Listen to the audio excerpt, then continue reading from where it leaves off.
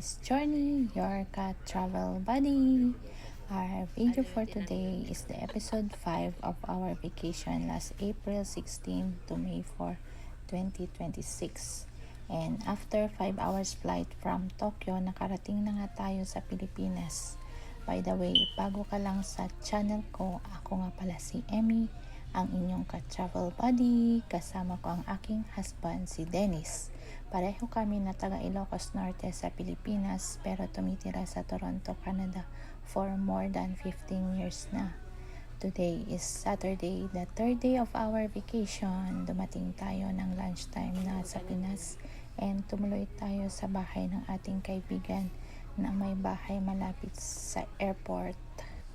Pagdating na natin sa kanila ay bumili agad tayo ng mga pagkain na gusto natin and nagpahinga na kasi sobrang pagod na tayo sa haba ng ating flights kaya wala na tayong video. After nating matulog ay dinner time na at pumunta muna tayo sa market sa may BGC Taguig at may binili lang tayo sa Mercury Drug at nag-ikot-ikot na din. Ang luwang na pala mga Mercury Drug sa Pilipinas, parang grocery na din.